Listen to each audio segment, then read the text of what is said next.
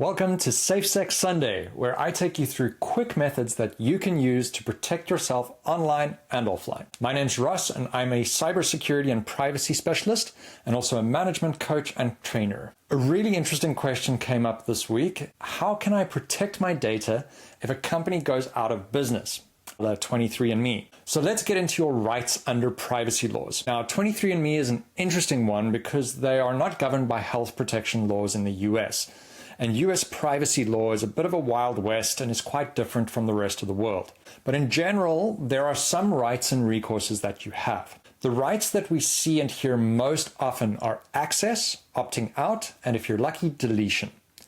Access is the right to get a copy of all your information, and opting out is a way of opting out of future processing. Now, a big catch with opt-outs that you may not realize is that generally it's from that point forward, and it does not opt you out of previous processing that was done up until that point, particularly if you've given your consent by signing up for a service. If you want to get rid of all prior stuff, you need to go and exercise the right for deletion. It's not available everywhere, but the prevalence from the EU and the UK has made the public really aware of it, and it's now a demand. So while companies don't have to comply with it in all cases, a lot of them do anyway if it's just to be playing nice. Now, for 23andMe specifically, I was one of those that used the service, and I was pleasantly surprised to see that in my account management, I could very easily issue both an access and a deletion request. I'd recommend that if you are concerned, take these steps.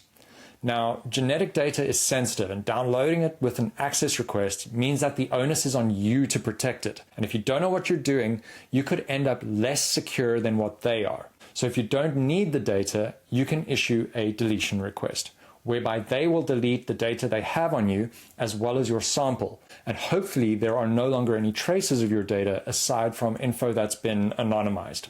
I say hopefully because I know how difficult these requests can be for a company, and I'm not sure if and when and how they would be audited on their deletion requests and to what extent they go. So I hope that helps you a little as a crash course in privacy rights. Good luck. Until next time, keep the questions coming.